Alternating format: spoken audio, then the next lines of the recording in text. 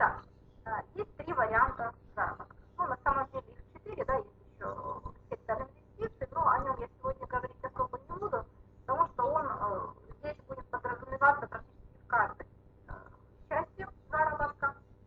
Так, продолжаю писать, что откуда, кривой рог, кассы. Кассу уже пора объединять, команда большая. Можете собираться, возможности заработка. Так, первый вариант заработка – это наемный труд. Поставьте, пожалуйста, единичку, кто из вас ходил на работу или ходит на работу, или только планирует устраиваться на работу по найму. Неважно, там, в частную фирму или государственную, но вы планируете работать на кого-то. Или работаете на сегодняшний день. Единичку напишите в чате. Есть у нас такие, кто работает по найму. Если вы до декрета работали, тоже пишите единичку.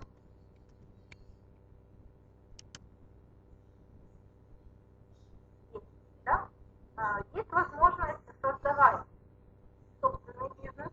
Возможно, у нас есть предприниматели, люди, которые работают на себя, которые открыли свое маленькое предприятие, торговую точку, или, может быть, являются там парикмахерами, стоматологами, поставьте двоечку, если такие есть.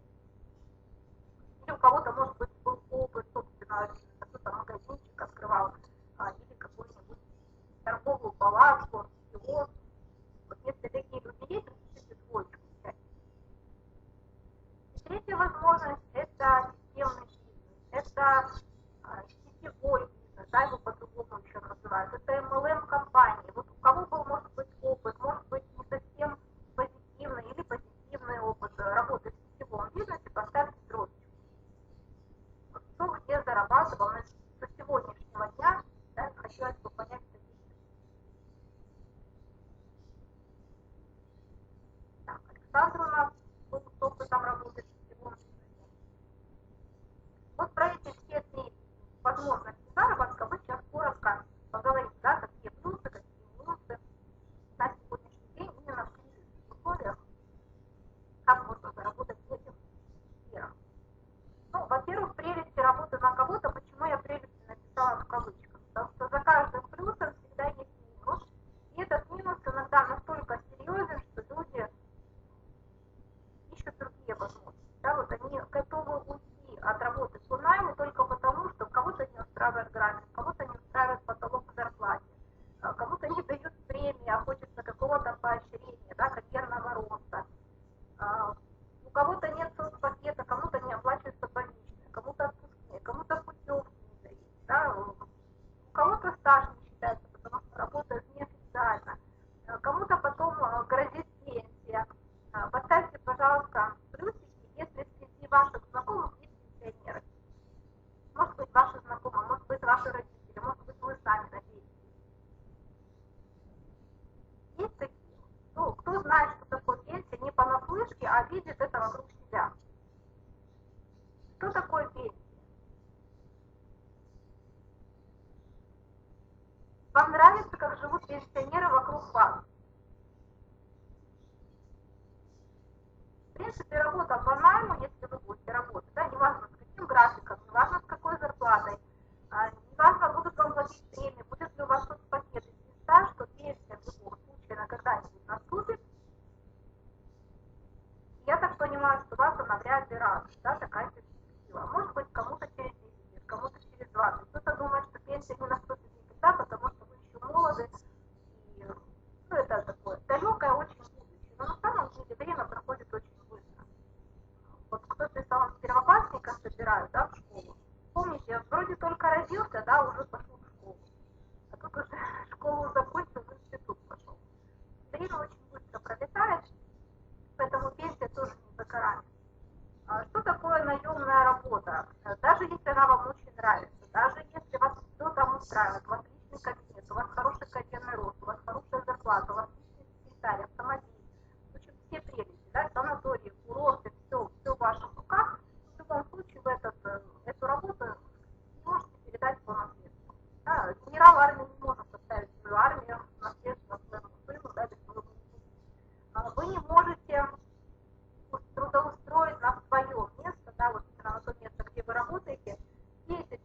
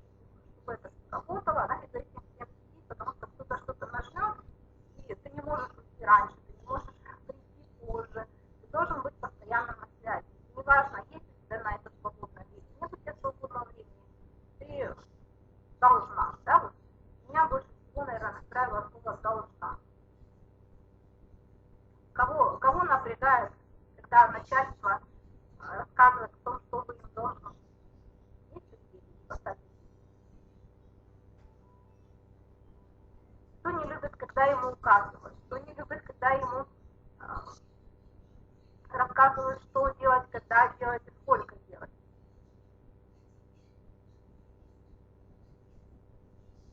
Да, я думаю, что многие люди, свободолюбивые люди, вот как раз по этой причине не хотят работать на кого-то, да, лучше буду работать на себя, лучше сам себе начальник, чем кто-то мне, особенно если начальники не настолько компетентны, да, не настолько, там, может быть, кого-то по блату взяли, да, вот как Витас рассказывал, один из лидеров нашей компании рассказывал о том, почему он ушел с работы. И он сказал, что вот сидела какая-то девочка, у которой особое образование не было, получала в 3 раза больше, и всем ходила только тыкала пальцем, что делать, на кожур вызывала, ругала, но при этом никакой помощи в работе не дождешься, да, конкретных инструкций, каких-то конкретных действий, никакой поддержки, вот стоять бояться, да, я начальник, ты дурак.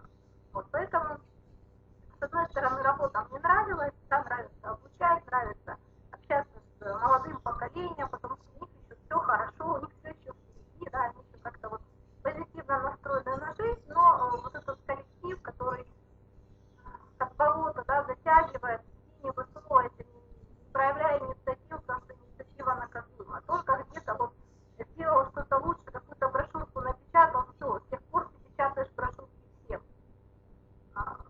Мне лет на фотках, ну это вот, наверное, 12 лет назад. Ну, примерно 10. Да.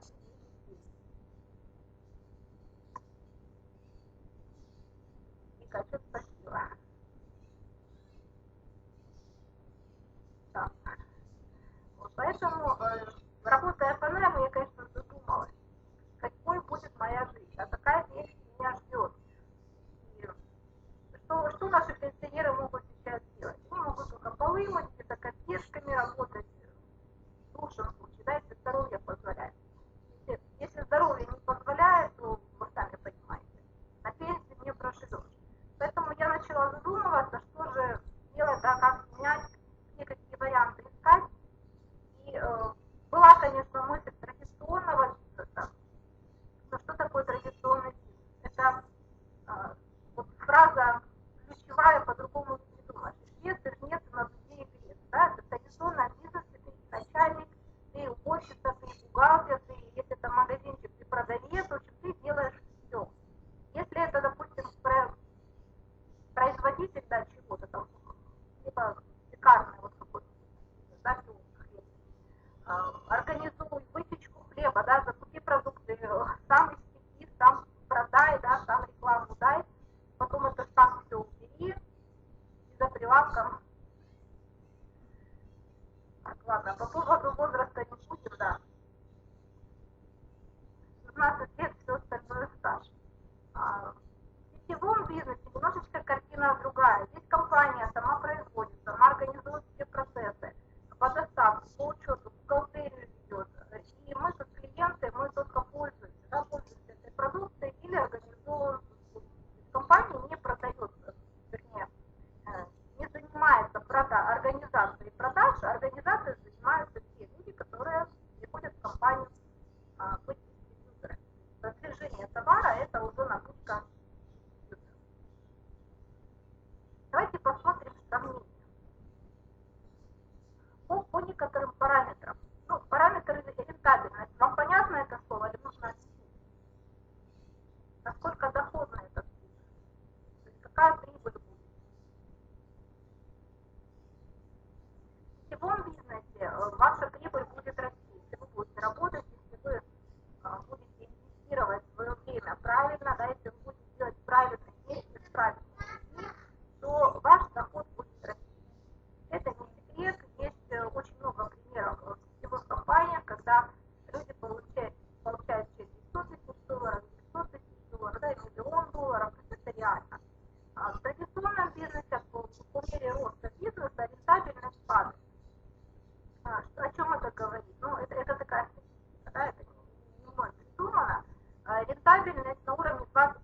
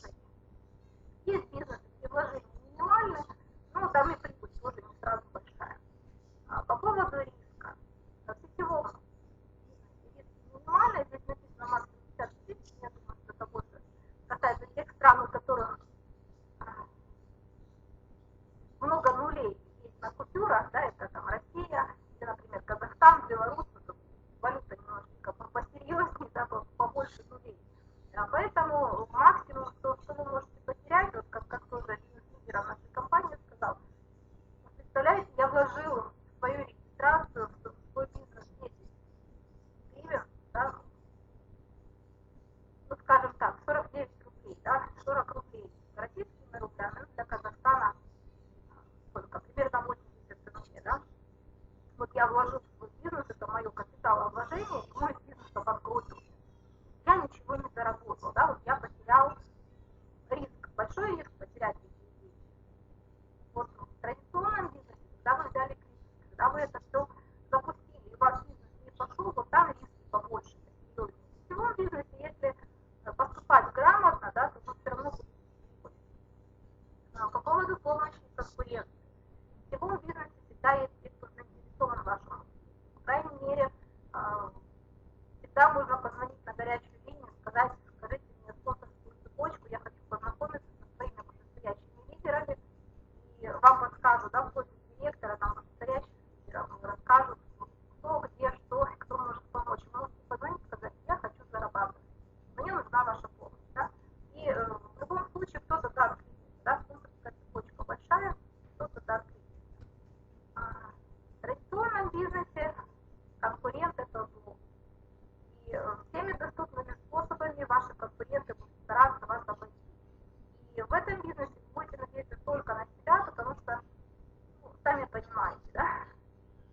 Попробуй вам помоги, а вдруг ваш бизнес сильнее будет развиваться, да, и тогда конкурент не получит прибыль, а он в этом, естественно, не заинтересован. Поэтому в традиционном бизнесе никто никого не обучает, никто никого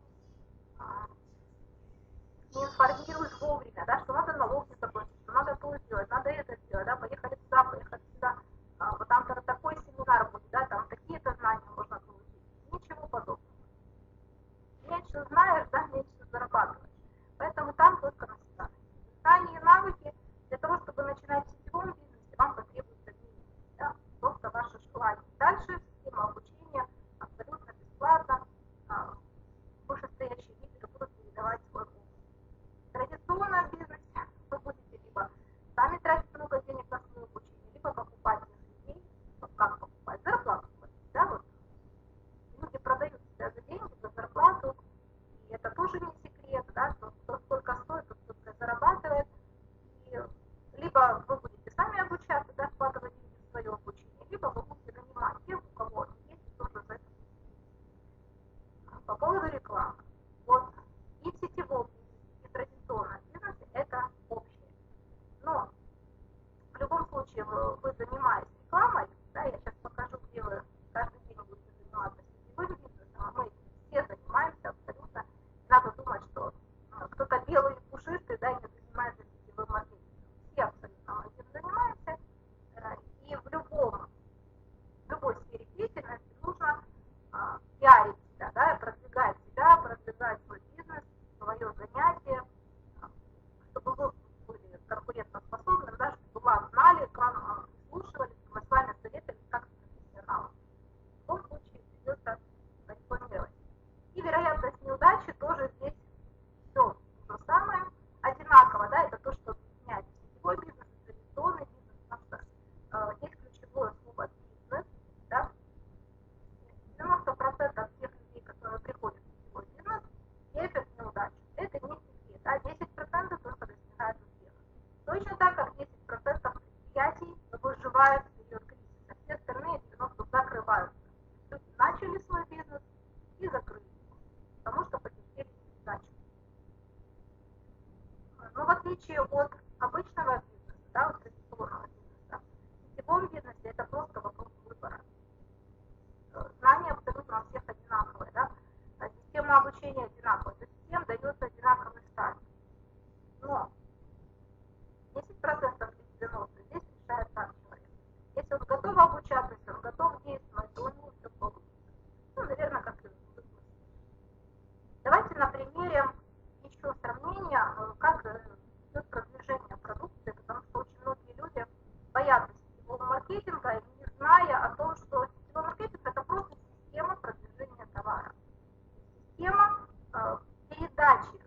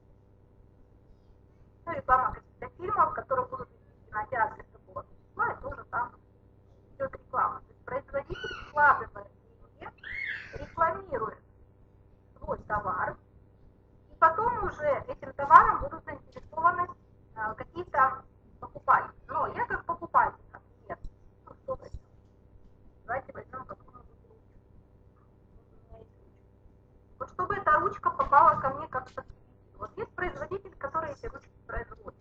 И начальная стоимость этой продукции, ну, например, там 10 копеек. Например. Вот что нужно, чтобы эта ручка попала ко мне в руки как потребитель? А завод, например, в Китае. Напишите свое мнение, что нужно делать. Скажите, я как потребитель поеду в Китай на завод, чтобы купить одну ручку. Вот мне сегодня нужна одна ручка. Выгодно ли мне поехать прямо к производителю, чтобы там купить? Если у меня такая возможность есть, просто это мимо проходила, или это производится у меня прямо в доме, да, мне выгодно. Но если это нужно ехать в другую страну, или в другую область, или в другой город, даже на другой конец города, то нужно как минимум оплатить доставку. Дальше есть фирмы, которые производят и сами организуют доставку. Но за доставку тоже нужно заплатить. Если ручка стоила 10 копеек, а я за доставку еще заплачу 25 гривен, как минимум, да, компания «Новая почта», там доставка по Украине, то вот нужна ли мне такая ручка за 25 гривен? Я думаю, что вряд ли, да, и любому из вас тоже деньги она не нужна, если она в магазине стоит там 10 гривен. Но мне ее разрекламировали, она хорошая, да, вот мне нравится, или я где-то попробовала, я хочу именно такую ручку, да, я не поеду. Поэтому есть крупный посредник, да, крупный фонд, который покупает на страну, там, вагоны, да, заводит эти ручки. Потом это мелким, средним посредникам тоже распределяется. Но никто не будет работать бесплатно. Любой посредник – это наценка к продукции. В любом случае. Вот люди это знают, да, потом она уже появляется в магазине, через все посредники, да, посредник в магазинах тоже посредник. Потом у конечного потребителя она появляется с наценкой как 200, 300, 500%. Да, вот ручка в магазине стоит гривну, а на заводе производитель 10 копеек. Вот, 1000% нагрузки. Скажите, пожалуйста, зная вот эту информацию, как большинство потребителей рассуждают, когда мы говорим о том, что в сетевом бизнесе, например, да, тоже есть производители, тоже есть продукты. У людей сразу возникает ассоциация, что это сколько она там стоит, да, вот, дешевле всего. И сколько при этом там компания зарабатывает. Так вот, в сетевых компаниях, вот этих всех посредников просто нет. Единственный посредник между клиентом и производителем – это дистрибьютор. В сетевой компании все вот эти наценки, они убраны минимально. Дистрибьютор может зарабатывать за то, что он просто конечному потребителю показывает какие-то каталоги, да, или создал свой сайт и продвигает товар. Но любой человек в сетевой компании может завести. И это классно, да, что есть возможность зарегистрироваться, брать напрямую у компании, минуя всех абсолютно посредников, то есть брать хорошее качество по доступной цене. И большинство товаров в мире сейчас продвигаются в той или иной мере как раз через сетевую индустрию, да, то есть через сетевой маркетинг. То есть вы не боитесь этого слова. Когда вам говорят, что сетевой маркетинг это пирамида, да, давайте разберемся с этим возражением. Чем отличается сетевой бизнес от пирамиды? Во-первых, в сетевом бизнесе всегда есть реальный продукт. И при этом этот продукт имеет спрос даже вне этой компании. Ну, например, если взять, например, косметические компании. Скажите, кто из вас по утрам чистит зубы? Кто принимает душ? Кто моет голову? Руки? Скажите, вы покупаете эти продукты вообще, ну, в принципе, вы их покупаете? Ну, мне кажется, словом все я бы поспорила, да, хочется верить, что все, но в любом случае вы же понимаете, да, что есть люди, которые, пошучу, да, может те, кому лень если так, к сожалению. Все тут присутствующие, я уверена, что все равно пойдут и купят эти продукты. Зубную пасту купят, шампунь купят, мыло купят, да, какие-то предметы личной гигиены, те же помады, там, тушь, да, ну, кто-то минимально пользуется декоративной косметикой, да, кто-то вот побольше за собой ухаживает. В любом случае, вы это все купите. И продукт сетевой компании, как правило, да, он конкурентен с теми товарами, которые продвигаются через магазины. Но если мы вспомним магазин,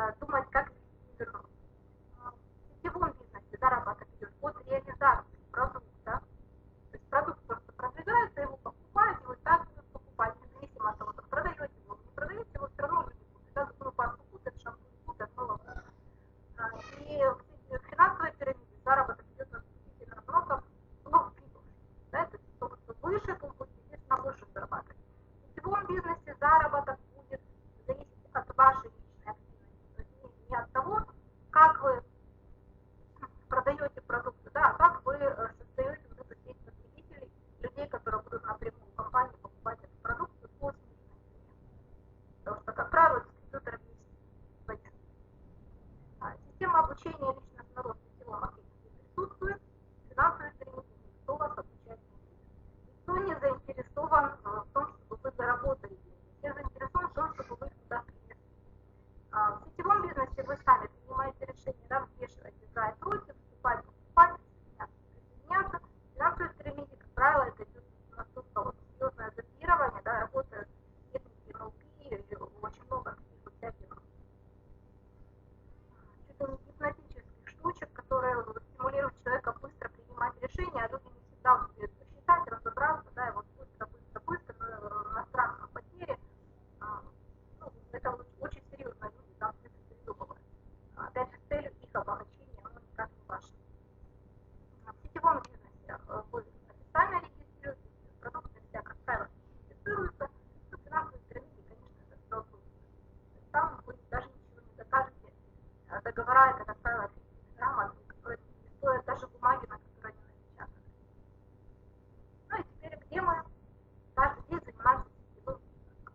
Скажите, когда вы посмотрели хороший фильм, да, или съели вкусную пиццу, или купили какое-то красивое платье, да, будете ли вы понравившийся вам товар рекомендовать своим знакомым?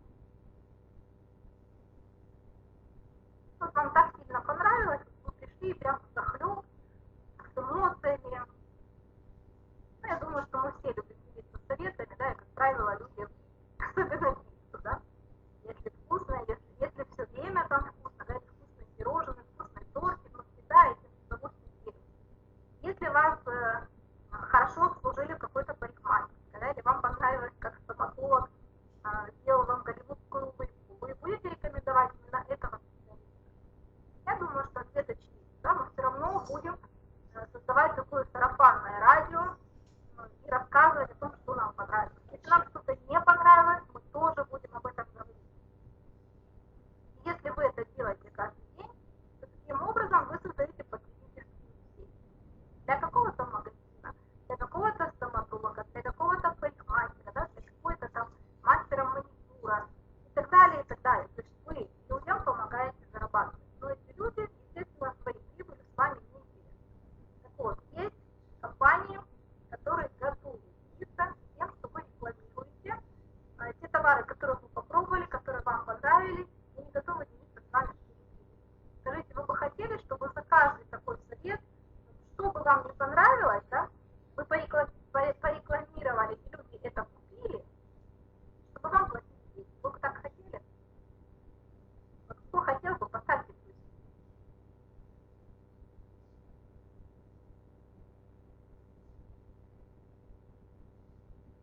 Вот, наверное, немножко задержка со звуком. Вот в любом случае, да, вот попробовали вот на днях, да, привезла капучинку, вот вкусняшку, вот попробовала, да, и буду рекламировать. Вот порекламировала, а тут раз мне производитель заплатил денежку. Да, вот очень бы хотелось, Вика, приезжай. Если успеешь, то что станет? Понимаете, да? Что было бы классно. Но, к сожалению, никто особо за это не готов платить. Ну, есть компании, которые готовы заплатить. Также выбрать сетевую компанию. Ну, вы уже понимаете, да, к чему я веду, что лучший способ заработка денег на сегодняшний день – это именно сетевая компания. Это малый бизнес. И я вам расскажу, с какой компанией сотрудничаю я, почему я сделала именно этот выбор, как ее правильно выбирать. Ну, во-первых, на что я обратила внимание. Мне не хотелось финансовых пирамид. Понимаете, по каким причинам. Мне не хотелось обманывать людей, мне не хотелось стягивать в какие-то лохотроны. При этом я не хотела бегать с каталогами, я не хотела активно приставать к людям, да, что-то им навязывать, втюхивать, спаривать. Вот эти слова очень часто сейчас звучат, да, потому что есть люди, которые пристают, да, или даже, может быть, среди ваших знакомых есть люди, которые в какой-либо сетевой компании приходят, ну купи у меня что-нибудь, ну купи, да, ну купи, ну это тебе надо, это тебе поможет, ну давай купи. Вот, навязываю, да, вы никогда покупаем только, чтобы они от нас отстали. Вот этого мне всего не хотелось. Мне хотелось платить деньги за воду. Так как человек экономный, я поняла,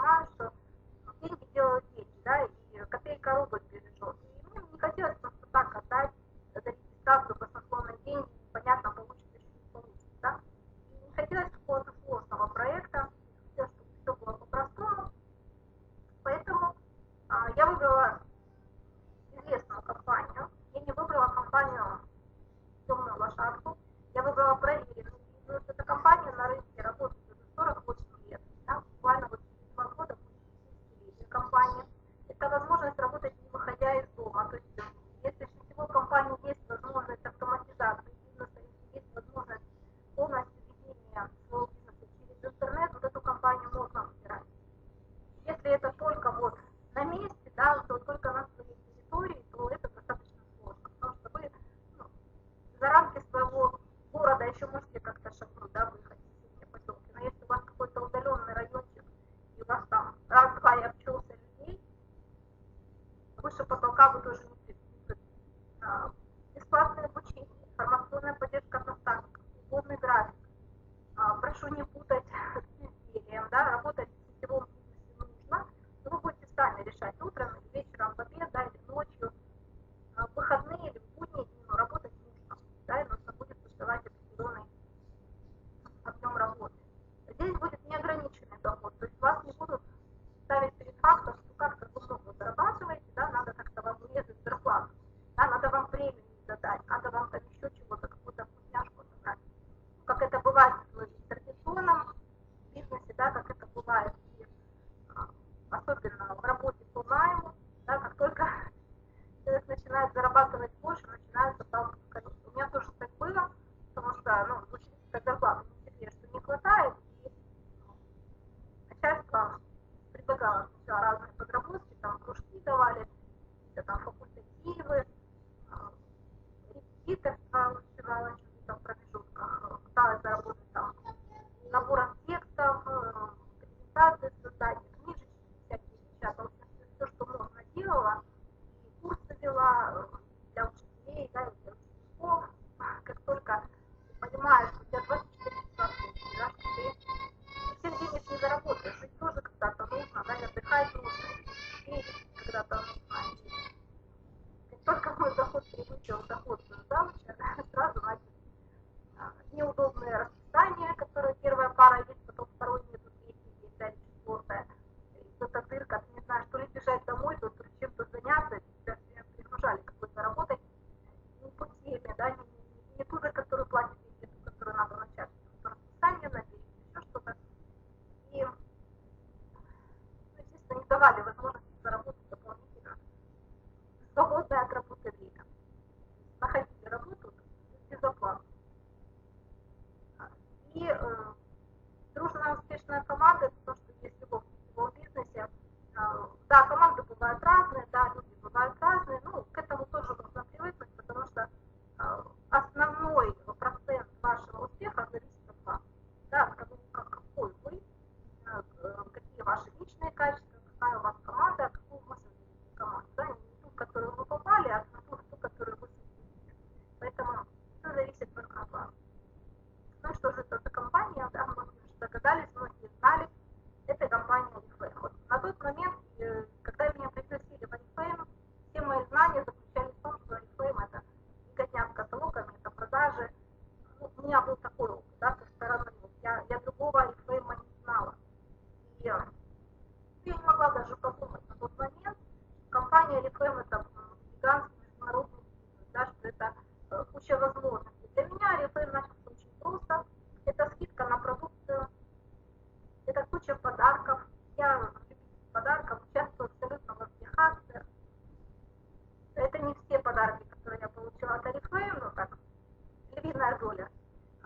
Буквально вот, последние подарки, которые компания нам подарила, я была на конференции в Испании вчера, мы прилетели в Валенсии, и последний подарок, который компания подарила, это туалетная вода, новинка, она появится через несколько каталогов. Это уникальный аромат, это эксклюзивный аромат, та композиция, которая использована, масло докторанжа, по-простому апельсиновое масло, вот оно именно синтезировано именно для компании, оно запродуцировано, то есть оно не будет больше использоваться ни в одном аромате, и именно в таком сочетании. Это флакончик с напылением из 24-каратного золота, это с логотипом, да, и что самое удивительное, вот женские ароматы продания мне никогда не нравились. Вот просто не нравится, потому что они тяжелые. А вот мне совсем некомфортно было. Но когда я понюхала именно этот аромат, да, нанесла его на себя, да, духоватку собрать, для вас уже рассказываю. Когда я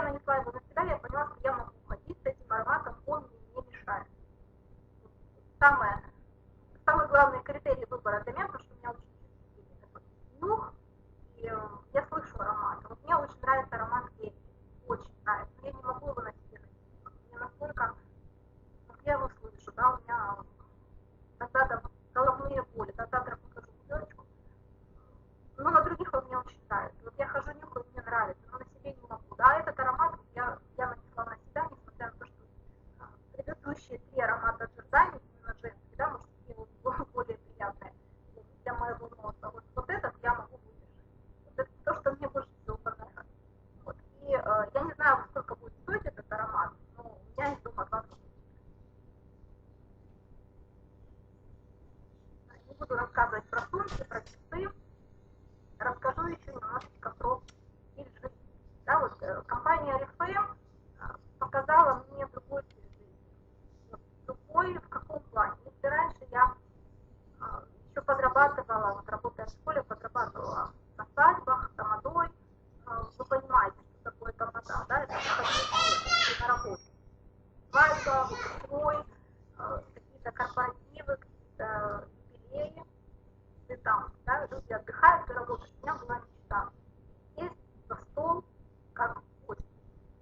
Просто посидеть, чтобы кто-то проводил конкурс, чтобы кто-то тебя развлекал, чтобы тебя кормили, поили, танцевали. Вот у меня была 8 лет такая мечта. Компания Oriflame эта мечта исполнилась. Причем исполнилась настолько, что я не успеваю покупать платье.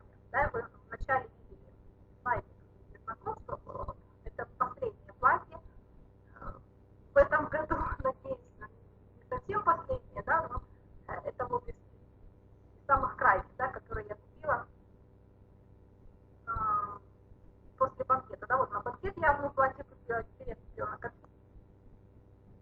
конференцию платье, теперь вот у нас в сентябре квартальный форум, тоже нужно что-то новенькое одеть. То есть это возможность одевать все свои самые лучшие красивые платья. И у меня, честно скажу, шкафу столько, что иногда возникает мысль открыть какой-нибудь магазин и заняться продажами платьев, потому что второй раз уже как-то неприлично, да, в том же платье выходить в свет. И именно здесь компания Oriflame может переносить все свои гардеробы, которые вам не удавалось именно вечерние платья, это красивые платья. Вот любая женщина хочет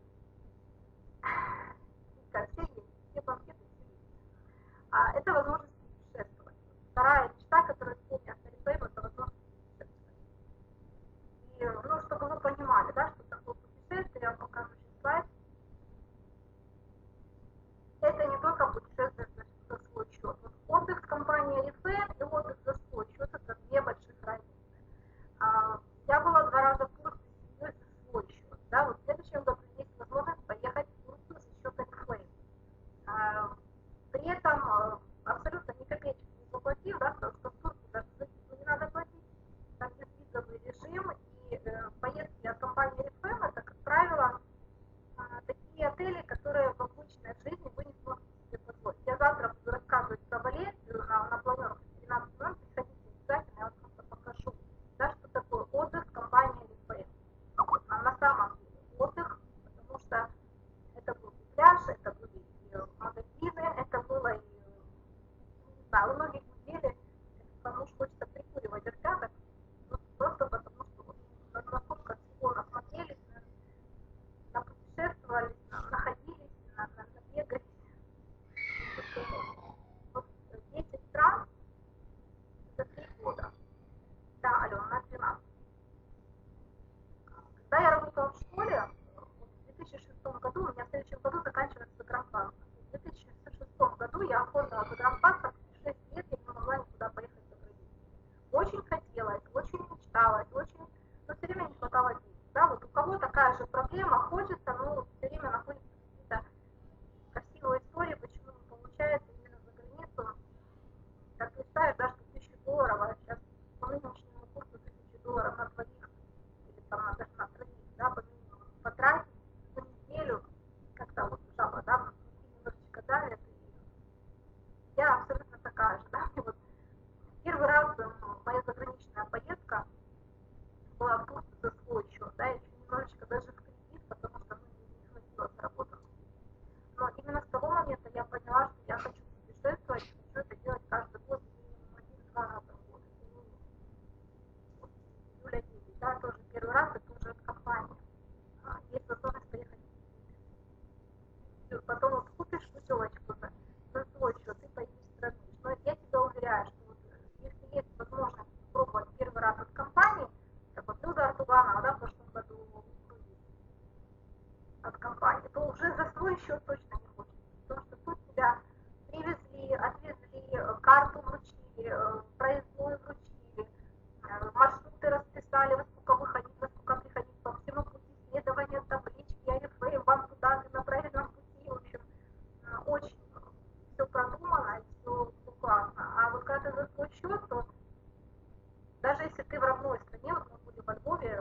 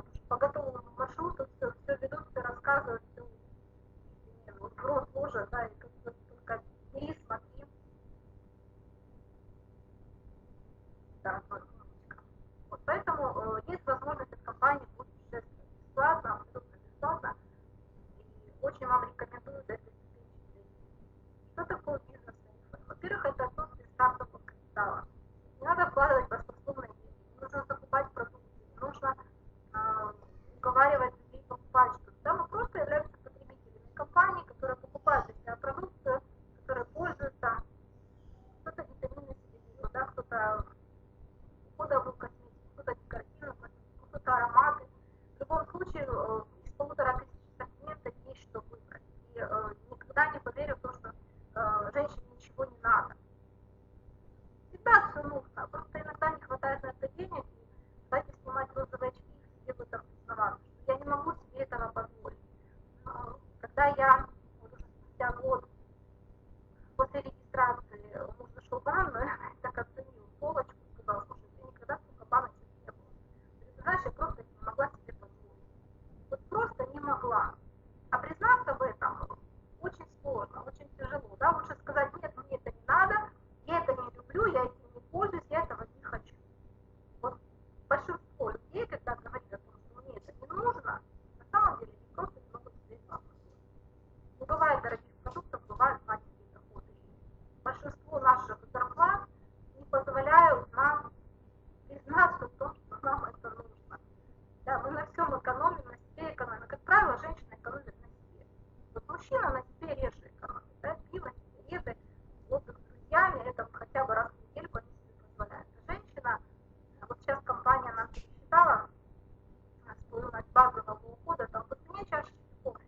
Вот просто чашечка кофе. Стоимость. Это уход женщины за собой каждый день. А мы на себе экономим. А потом мы удивляемся, почему мужчины не обращают внимания, да, почему муж там не обращает внимания. Почему, да, почему мы женщины превратились в ломовую лошадь, которая дом, семья, работа, тащит сумки. Да, 7 гривен это максимум, максимум. Если ваши доходы не позволяют на себя потратить 7 гривен, можно быть 3 гривны уход подобрать. Если такие семьи, да. Да, они будут, может быть, не так быстро и эффективно, да, вот немножечко дольше будет. Но в любом случае вы результат получите, если это будете делать правильно. Финансового риска нет, мы тоже объяснили. Гибкий график работы. 17 каталогов, это значит 17 зарплат. Есть премии, есть подарки, подарков в море. Особенно сейчас вот там Россия, Казахстан, да, куча акций, Украину немножечко обделили в этом году.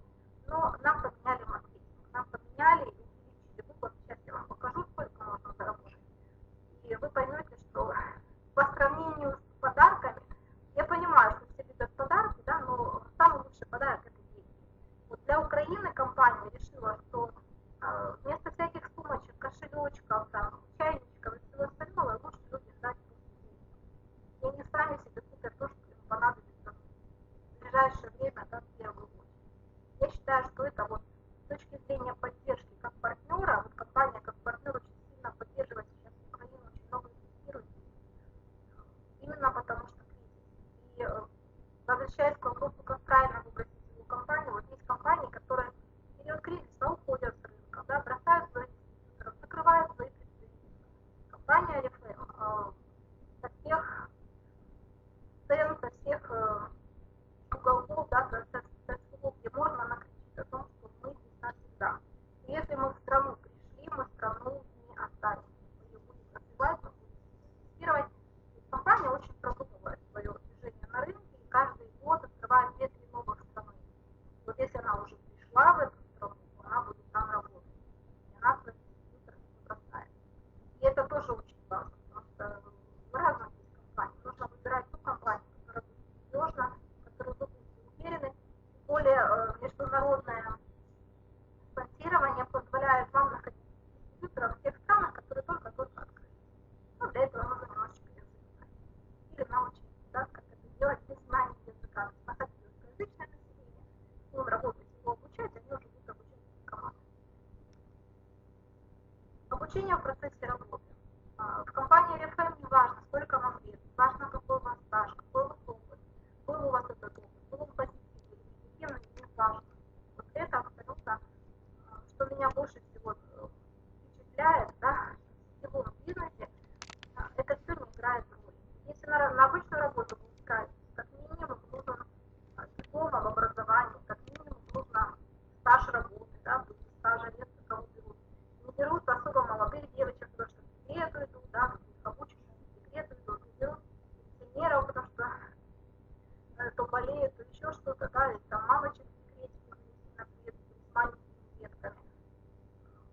Не очень охотно берут на работу. По сетевой компании абсолютно, в котором, да, компания говорит, приходите, мы готовы платить всем. Деньги есть. Организовывайте, зарабатывайте, и при этом никто не ограничивает ваш доход. За время моей работы в компании компания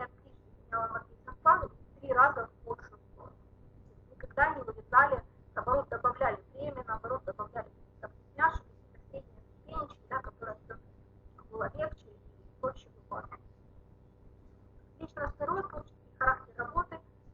Это прочувствовала она на себе, потому что именно здесь инициатива поощряется.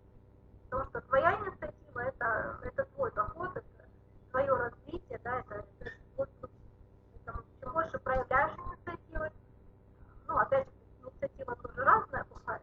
Если шагать по граблям, может так хорошо получиться. Ну, не бойтесь пробовать, да, потому что в бизнесе учатся на своих ошибках. К сожалению, это так, как бы мы не пытались брать грабли с нашим здоровьем, да, как бы мы не рассказывали о том, что мы уже прошли просто эти цунами, делать, что мы, ну, люди иногда хотят что-нибудь выбрать, да, вот. Потом обижаются, что не получается. Ну, это нормальный процесс. Все мы через это проходили, да, все мы хамы верующие. Нам недостаточно того, что нам говорят, мы думаем, что мы умнее, что мы лучше, да, что у нас лучше получится, но потом приходим к выводу, что все-таки способ был прав, да, и что нужно было делать вот так, но это уже потом приходит с опытом. Для тех, опять же, кто не сдался и не бросил. Путешествие опыт насчет компании я вам уже рассказала, это есть. Что при этом какие вложения? Да, вот, люди, да, свой красивый велосипед. Какие вложения? Во-первых, минимум 2-4 часа рабочего времени. Этого времени на начальном этапе будет достаточно для того, чтобы разобраться в этой теме, посетить обучение. Тем буквально там, ну, максимум 20, да, вот во всем бизнесе, вот, чтобы изучить его досконально, 20 тем. Это не 5 лет учебы в институте, да, это не 4 года учебы в училище, как я в свое время, вот 4 года в училище, потом 5 лет в институте. Отучилась, чтобы быть хорошим специалистом. Как вы думаете, вот после института хорошие специалисты приходят на работу? Или им еще нужно там доучиваться, стажироваться, вникать, да, расти как профессионал? Приходит молодой специалист, по сути, он должен забыть все, чего вы учили в институте. Вот, вот эти 2 часа свободного времени в день вам будет достаточно, чтобы разобраться, хотите вы работать в этом бизнесе или не хотите. Получится у вас или не получится. Главное, чтобы вы это понимали. Конечно, говорить о том, что вы будете бизнес строить 2 часа в день, ну, я вам честно скажу, это будет не 2 часа. Это будет обычный рабочий день. Как нормальные люди ходят на работу и работают 8 часов, да, кто-то 10 часов, кто-то 12 часов, кто-то на 2 работах. В любом случае нужно будет работать. Деньги с неба не падают, честно вам говорю. Но за эту работу будут хорошо платить. Поэтому 2 часа в день разбираемся, вникаем, понимаем, надо или нет, и потом приступаем к работе в свободное время. Если есть традиционная работа, можно совмещать. Если есть собственный бизнес, можно совмещать. В любом случае, вы просто должны понять, что нужно делать, как это делать правильно, как рационально использовать свое время, как его распределять. За 4 часа в день, за 6 часов в день можно построить хороший бизнес. 8 часов будете работать на дяде, будете получать зарплату. 8 часов будете работать в традиционном бизнесе, будете иметь все, что там клиенты. Здесь будете уделять время и именно спонсорскую работу, да, приглашать, что делать, сейчас расскажу. Будете зарабатывать гораздо больше. Будете путешествовать, будете на банкетах платья красивые носить. Все это будет. Все возможности будут реализованы в полной мере. Но это не за 2 часа. Нужно будет работать. Можно вкладывать время, можно вкладывать знания, можно вкладывать деньги. Вот, если нет знаний, если нет денег, можно вложить свое время. Да, времени понадобится больше, но это будет бесплатно, научитесь без вложения денег делать. Если нет времени, но есть деньги, вы можете привлечь специалистов, которые создадут вам систему продвижения, да, которые организуют вам график, вот это модные слова используют. Попросту поток людей, да, у вас будет свой собственный сайт, мы вам это все предоставим, то есть инструменты у вас будут, но вам нужно будет приглашать. Да, вот помните, я вам ссылочку рекламой нужно будет заниматься. То есть нужно будет заниматься продвижением информации о компании, приглашать людей. Вот приглашением людей это то, чем мы занимаемся. Большинство времени мы уделяем именно рекрутингу, приглашением и даем информацию о компании. Если человек не готов это делать, значит он будет искать того, кто это будет делать вместо него. Да? Вот у меня была такая ситуация, когда или уехала, или еще что-то, ну, совсем никак не получалось, да, уделять времени именно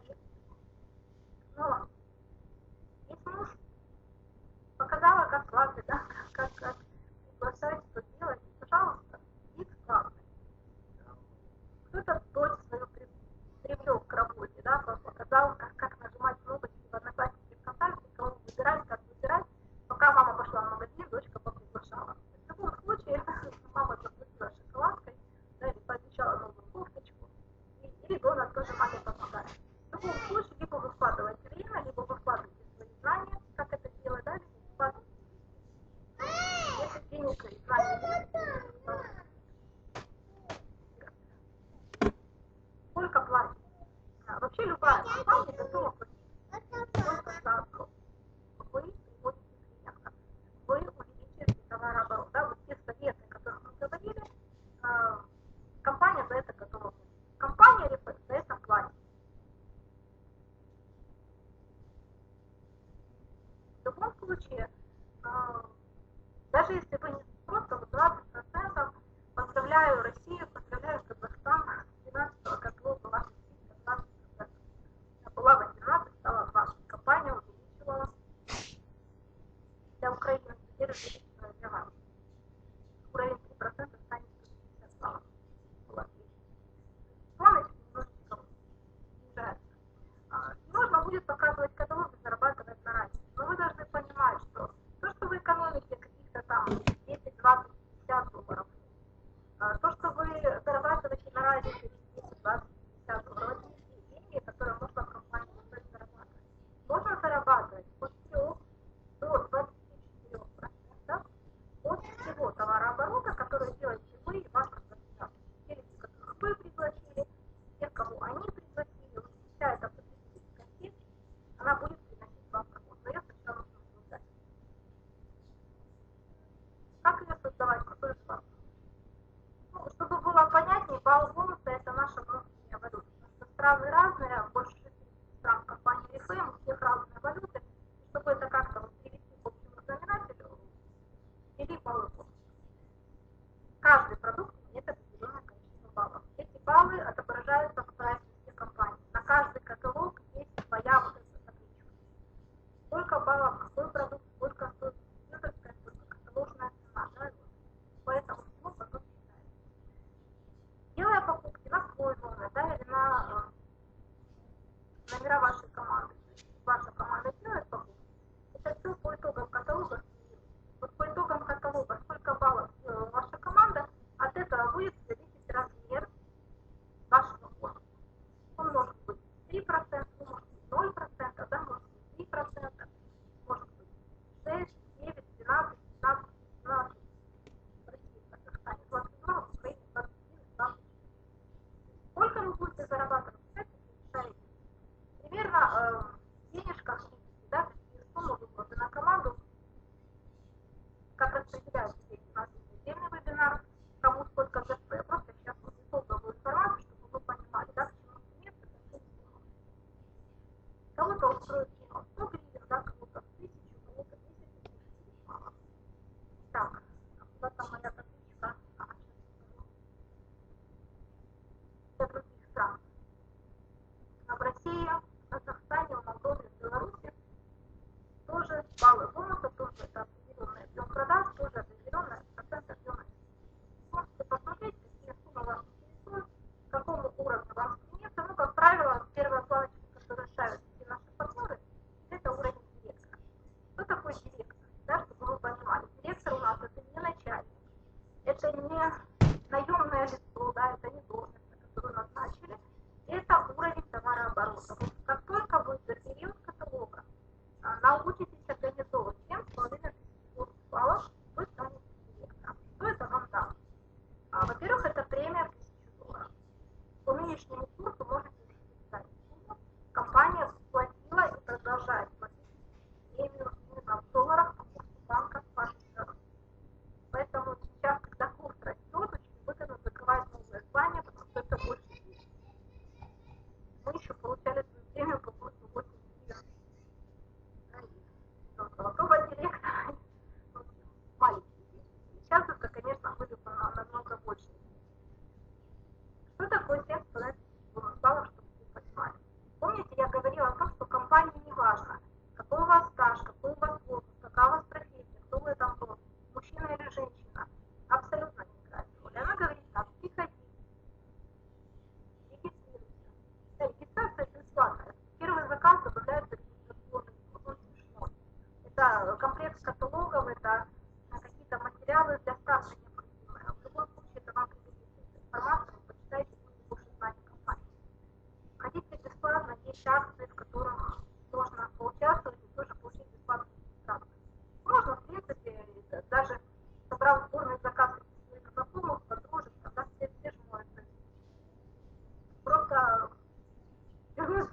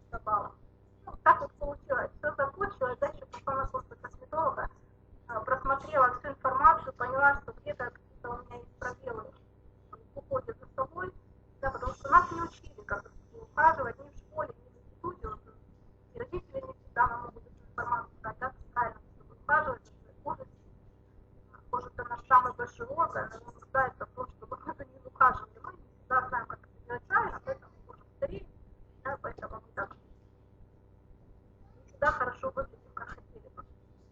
Вот после этого обучения я поняла, что что-то у меня тут не хватает. Да? Я пошла, открыла каталог, просто ничего себе не отказала, просто заказала себе все, что мне нужно.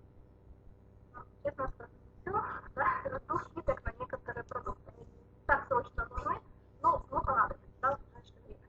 Поэтому все программы на полгода вперед я подбираю, слежу за скидками и всегда в актуальной информации нахожу вот то, что нужно. Так, поехать дальше. Я вам буду показывать сейчас скрины доходов наших лидеров, они с личного кабинета.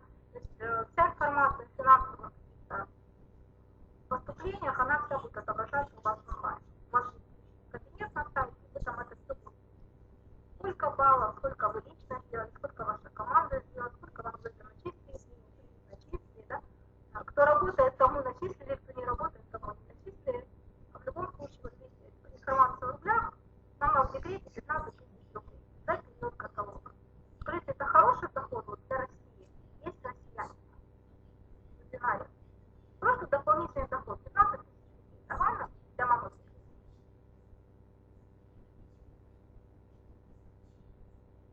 Вот еще один скрин дохода за год, справка о доходе. Это уже выплата через банк. То есть мы не сразу открываем расчетный счет в банке. Мы сначала обучаемся, да, сначала приглашаем, где организовываем товарооборот, и только потом заключаем договор с компанией уже на выплату денег. Даже если вы сейчас в декрете, вам не нужно специальные доходы, да, то вы можете не открывать расчетный счет, не заключать договор, просто накапливать деньги и использовать их для оплаты своих продуктов. Если вы готовы, да, платить налог государству, чтобы у государства, да, есть налоговая система и пенсионный фонд СМОСа, и не всегда они очень приятные по размеру, поэтому можно не сразу, да, если вы, допустим, госслужащий, да, ему тоже нельзя совмещать деятельность, только там преподавательской, еще там какой-то, да, и научной деятельности. Поэтому вы должны понимать, что можно не сразу, да, но когда ваш доход в Oriflame превысит вашу зарплату на основной работе, вы поймете, что надо делать выбор, и я думаю, что выбор у вас тоже на Oriflame, потому что здесь ваш доход не 416 тысяч рублей за год, в месяц это получается примерно сколько? Около 30 тысяч, да? 30 тысяч рублей в месяц. Тоже приятно. Для Украины. Украина у нас большинство, скажите, доход в месяц в размере 15, 20, может быть даже 10 тысяч. Это хороший доход. Но для Украины 10 тысяч – хороший доход.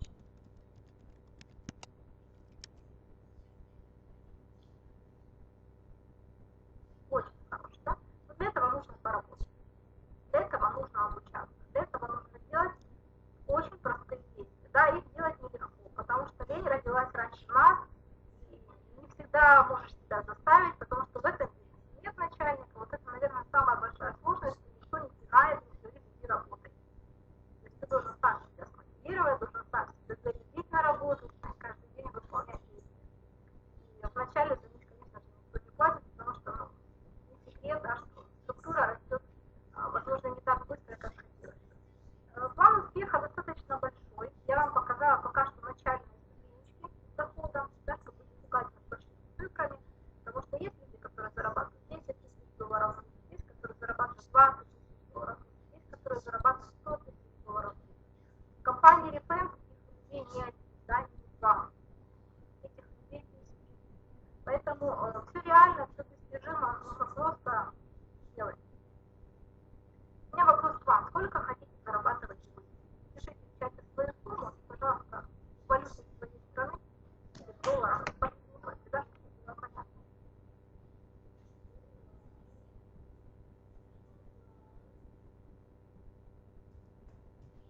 Напишите сумму, которую вы бы хотели зарабатывать. Так, Маша, 10 тысяч долларов в месяц. Или что-нибудь, да? Маша, что ты с ними будешь делать? Каждый месяц, представь, каждый месяц у тебя 10 тысяч долларов.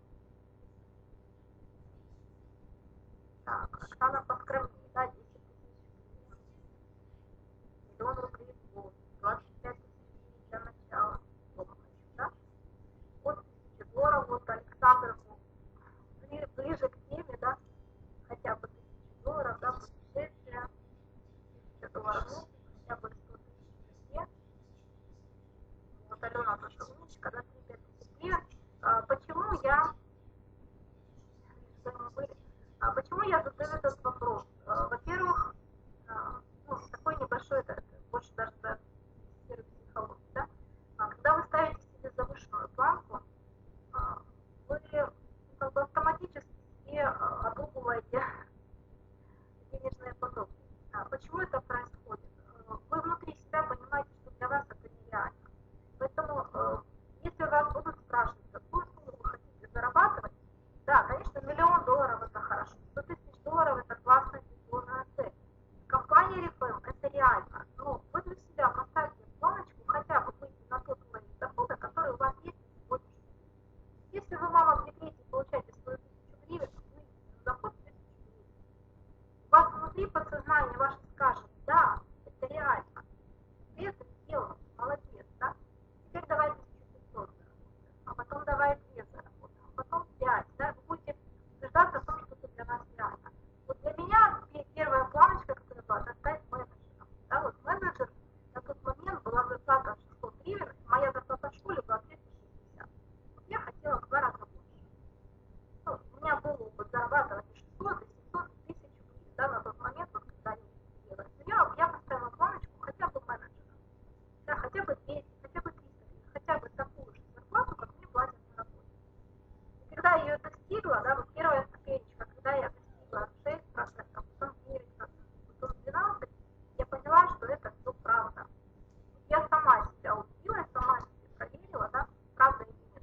Потому что можно говорить о больших цифрах, но внутри вас может не быть вот этого доверия, да, внутренней веры в то, что это работает. Потому что месяц нет результатов $100 000, 2 месяца нет результатов $100 000, и потом разочарование, да, к сожалению.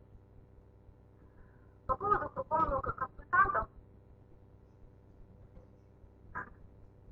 заработать 10 000 гривен, продав фирму в людей.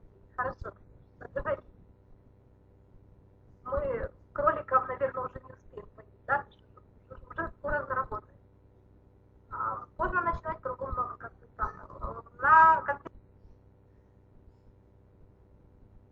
конференции компания дала нам статистику, я, честно, не по другим странам, потому что страны отдельно было мероприятие, показывается, но все, в Украине 300 000 консультантов. 300 000 консультантов, людей, которые зарегистрированы, время от времени делают заказы. Еще несколько лет назад их было 200 000 людей просто разочаровались, ушли.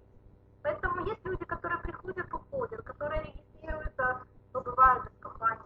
До этих людей просто не дошла информация, да, они не поняли, куда они попали, они не разобрались, что нужно делать. И это хороший шанс для тех людей, кто готов их искать, да, они уже были в АИФМ, и хотя бы минимум какую-то информацию знают, может быть, продолжают пользоваться продуктом, но покупают ее где-то у кого-то, потому что не хотят платить доставку, каталоги. И это шанс для этих людей достучаться. Вот напишите, пожалуйста, плюсик, кто в компании уже не первый раз зарегистрировался, да, кто второй, может быть, третий раз. Кто был и потом вот потому что не заработал, не разобрался, не понял. Да, Оксана вот второй, Оксана третий, Наташа третий раз, Наташа. Так, пожалуйста, при входе, да, когда ходите, старайтесь писать, да, чтобы была возможность обратиться к вам. Да, кто-то ленился, кто-то не разобрался, да. Есть те, которые не с первого раза сошли. Я вас поздравляю, таких людей вот, как минимум 200 000 по всей Украине. Я уже молчу про другие страны, потому что в России 174 миллиона населения, а в Украине 40. Да, минимум в 4 раза больше. Да, у кого-то муж был против, у кого-то еще какие-то ситуации, да, кто-то ребенка родил, а работали в офисе, с каталогами, в декрете, там, не нашли возможности и так далее, и так далее. Поэтому людей вам точно хватит. Это я вам гарантирую. Когда был против, то ли муж поменялся, да, то ли не был уже. Вот, Саша, жена против, я пробую. Твоя ситуация у Ирины Волковой, это тоже один из топ-лидеров России, есть очень много ее тоже вебинаров в интернете, в Ютубе. Мы когда-то в свое время тоже посмотрели, тоже поделились. У нее тоже муж пришел, она была против. В нашей команде тоже есть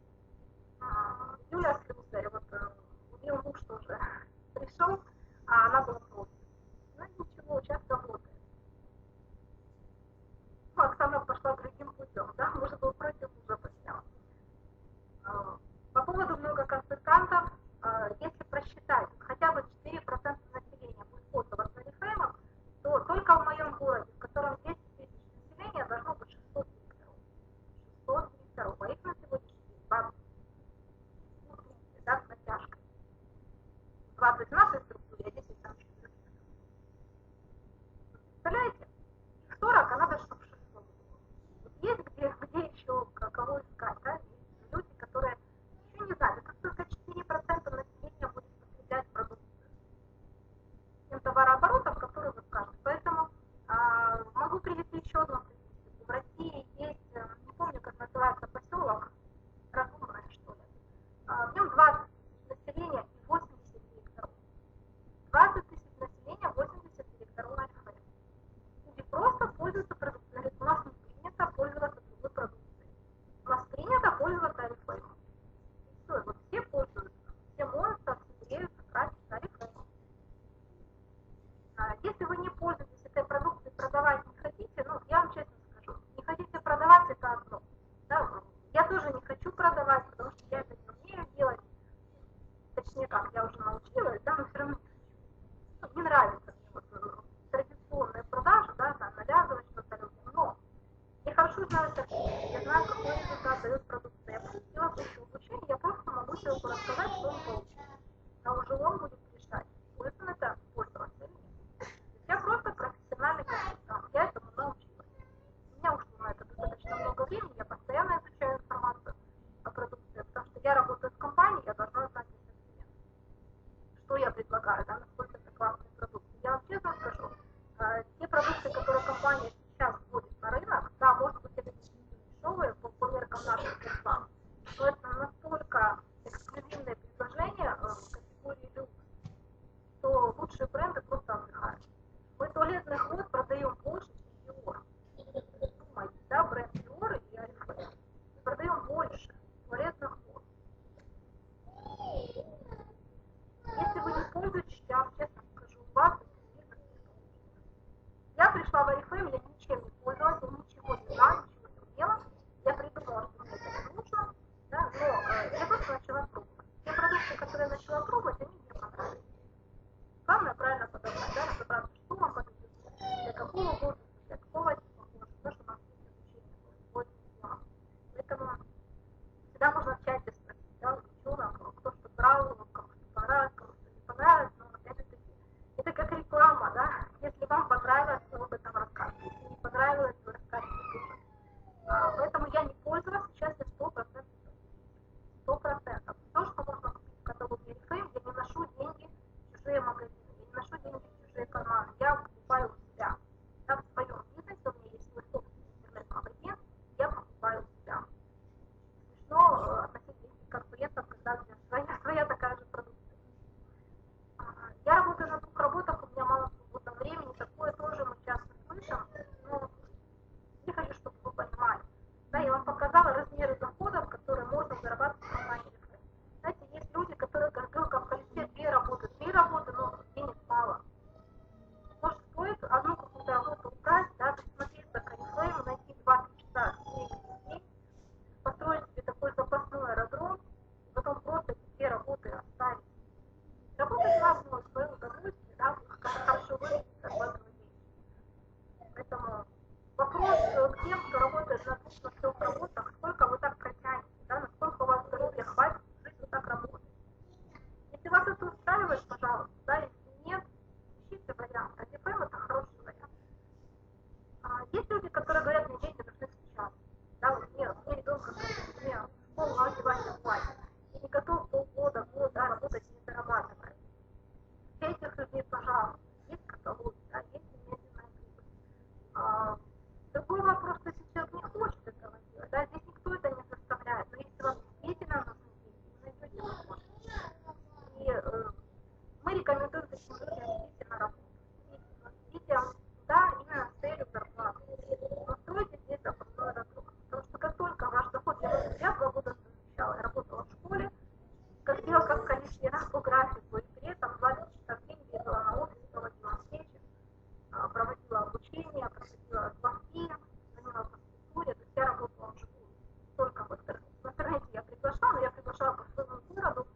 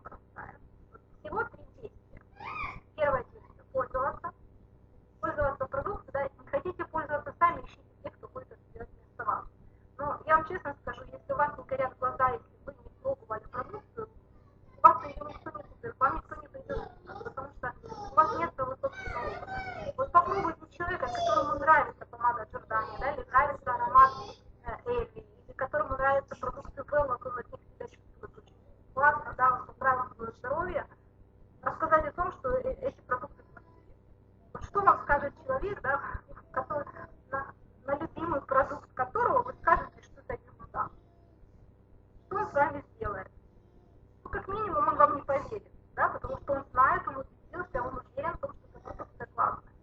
Да, если я люблю клуб создать, да, вот, если я ее люблю, то я ее люблю. Она в этом каталоге в обновленном варианте,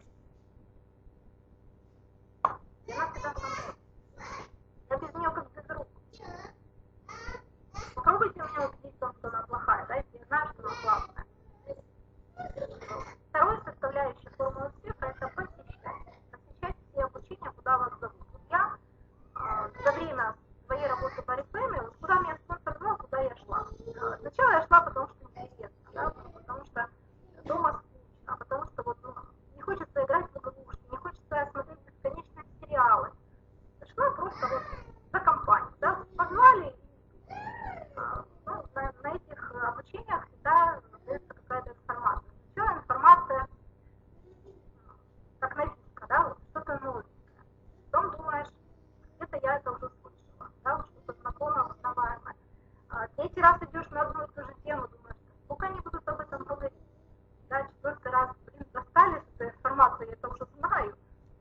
И на пятый раз дошло, да, дошло, как эту информацию применить, для чего она была нужна, поэтому старайтесь посещать как можно больше информации. Если у вас возникает ситуация, что вы уже достали, сколько можно об этом говорить, да, то вы на правильном пути. Когда-то на следующий раз жетончик провалится, до вас дойдет, да, что нужно не терять время, что нужно заниматься этим более плотно, а не уделять этому больше времени.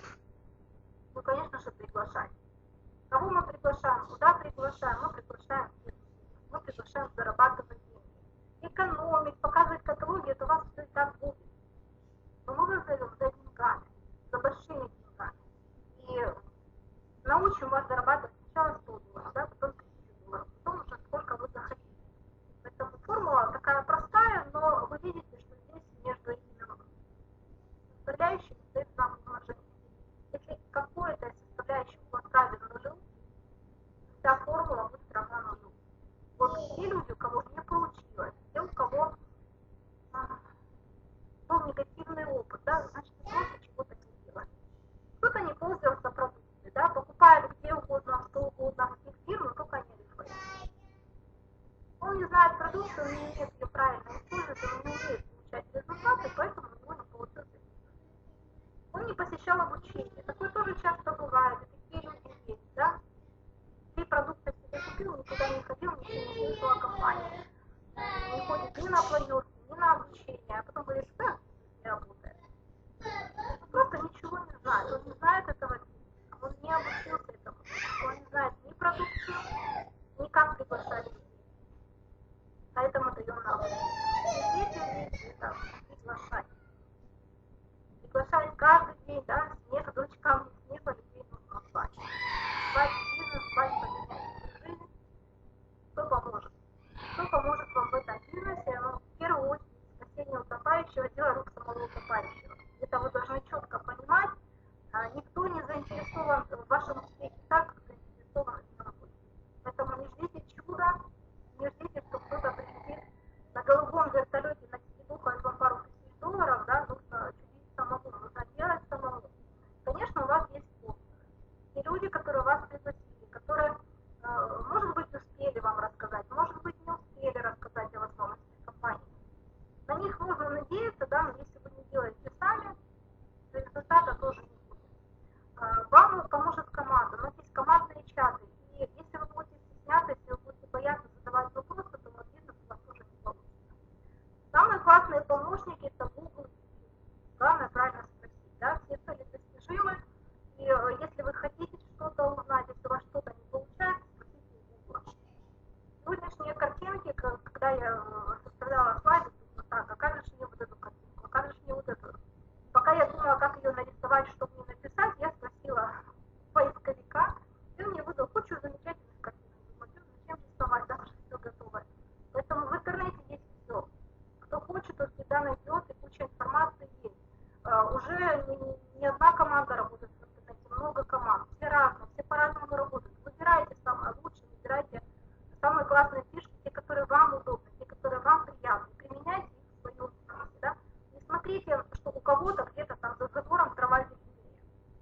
У вас есть свой забор, у вас есть своя трава, и она должна зеленеть у вас. желательно в карманах, да? Не только трава. Шутка. Есть классный форум, куча лидеров, куча информации, я на нем выросла. Я знаю, что такое числе первых владельцев информации, когда ты знаешь обо всех акциях, обо всех вкусняшках еще до того, как они появились на официальном сайте. Потому что компания делает физически растут немножечко заранее, да, чтобы люди скоммуницировали. Так вот, эти люди просто выкладывают ее на форум. И если раньше, например, чтобы получить какую-то информацию, ехали куда-то на семинар, то сейчас достаточно набрать какую-то темку в YouTube и найти кучу роликов по этой теме. Можно самостоятельно обучиться любой теме, да, если проблемы там с организацией времени, пишем тайм-менеджмент и тоже смотрим. Почему можете еще не получиться? Да, вот 4 причины, почему в этом бизнесе ничего не получилось, может быть, у ваших знакомых, может быть, у вас в прошлый раз, может быть, у незнакомых людей, да, может быть, в этот раз почему не получится. Часто встречаю такое, особенно среди новичков, да, я уже 5 человек зарегистрировала, где мои деньги? А то, что эти новички не знают, как активировать кабинет, не знают, как сделать заказ, не знают, какие выгоды они получат от того, что будут делать заказы, да, какая есть стартовая программа, какие есть скидки за продукты, да, какие вкусняшки, привилегии, бонусы, они вообще ничего не знают. Вот 5 человек зарегистрировал, где мои деньги? Традиционный вопрос, ты что-то делаешь или ты все ждешь? Вот есть люди, которые ждут, да, вот зарегистрировались год назад, сделали заказ на 1 балл, потому что сказали, да, что можно делать заказ раз в год. И ждем. Ждем, пока спонсор сделает нас миллионерами. Кто не работает, тот в бизнесе не зарабатывает. Поэтому если хотите денег, то нужно работать. А не ждать, пока спонсор за вас что-то сделает. Спонсор выстроит, может быть, одну ножку, может быть, не одну. Если вы будете ждать, то вы точно ничего не заработаете. Есть люди, которые берут паузу. Сегодня поработаем, а 2 недели не поработаем. Да? А потом еще месяц отдохну, а потом, может быть, начну в понедельник, да, следующего года. Есть такие люди? Вот пауза – это самый коварный газ. Как только вы остановились, в этом бизнесе вы как на эскалаторе. Вот эскалатор движется вниз, да, или вверх, а вы стоите на одном месте, вас вниз постоянно сносит. Если вы хотите двигаться вверх, то нужно немножечко быстрее. Иначе вас просто снесет течением, да? Сами знаете, что по течению может быть. Поэтому лучше вместе с течением что-то делать. Третий вариант, я на нем тоже долго очень сидела, это пропасть между знаю и делаю. Что спонсор не спросит, я это знаю. И это я знаю. И это я тоже знаю, я все знаю. Все знаю. Ничего не делаю. Вот эта пропасть, да, когда ты ходишь на вебинары, в чате тусишь, перелопачиваешь кучу новостей, тонны теории обрабатываешь, какие-то ресурсы читаешь, ленты изучаешь, за другими лидерами следишь, как они работают, но ты ничего не делаешь для своего бизнеса, это тоже причина, почему не получается. Ты просто не делаешь. Поэтому если вы знаете, но не делаете, значит вы еще не все знаете. Значит, ваших знаний еще недостаточно для того, чтобы вы почувствовали уверенность и начали делать. Конечно, если вы постоянно в потоке информации, то в любом случае, да, когда-то вы начнете делать. У меня такой период тоже наступил, я просто начала делать. Тогда за год в нашей команде выросло 8 директоров. Просто начали делать. Поэтому если у вас на сегодняшний день нет результата, значит вы просто не делаете. Можно придумать себе красивую историю, отмазки, почему вы это не делаете. Да, и там ребенка в школу надо отвезти, уроки надо поучить, и кушать приготовить, что угодно. Вот тоже это проходить. Но это значит просто, что пока знаний для того, чтобы вы начали делать, недостаточно. Значит, вам в первую очередь нужно посещать обучение. А мы помним, да, что это составляющая успеха. Ну, конечно, если вы просто сидите, ждете волшебника в голубом вертолете, да, то тоже ничего не получится. Поэтому я уверена в том, что вы сделали выводы, да, что нужно не просто желать, нужно делать. Делать, делать, делать это каждый день. Не брать паузу, да, не присматриваться, не рассчитывать на то, что вот еще немножко подучусь, вот еще немножечко узнаю, что буду делать. Нет, делайте сразу. Это бизнес бизнес не тех, кто первый, да, это бизнес тех, кто лучший. И сотни результатов обещала найти имя этой китаянки, не нашла. Пришла в сентябре 2014 года. На сегодняшний день исполнительный директор 13 лет, за год, меньше, чем за год. Человек пришел позже, да, в Китае, там, Алифейм уже тоже лет 20. Человек только пришел, просто взял и сделал. Пока другие ждали, пока другие там присматривали, да, пока другие медленно росли, он просто взял и сделал. И таких примеров море. Когда за год делают 5 знаний, вот в России лидеры есть. В прошлом году тоже были на банкете директоров как директора, в этом году их поставили как бриллиантовых директоров. 5 званий за год. Тоже просто взяли и сделали. Кто-то говорит, это нереально сейчас стать бриллиантовым директором, они просто взяли и сделали. Поэтому старт у всех абсолютно один. Мы все приходим в Алифейм с нуля. И только от вас зависит, что вы делаете, как вы делаете, как вы обучаетесь, да, кому вы прислушиваетесь, какие действия вы делаете каждый день. Я верю в каждого из вас, я знаю, что вы достойны лучшей жизни, как минимум путешествовать бесплатно, да, как максимум не отказывать себе ни в чем, ни в одной из сфер жизни, и в отдыхе, и в хобби, и в бизнесе, и в семье, и в здоровье, и во всем остальном. Поэтому я вам желаю успеха, я желаю вам принять правильное решение в вашей жизни, но в любом случае будет правильно. И если остались вопросы, задавайте. Задавайте, не стесняйтесь, пишите в чат, пишите на почту, пишите в личку. Старайтесь побольше задать вопросов, чтобы разобраться в этом бизнесе как можно быстрее. Тогда у вас все получится.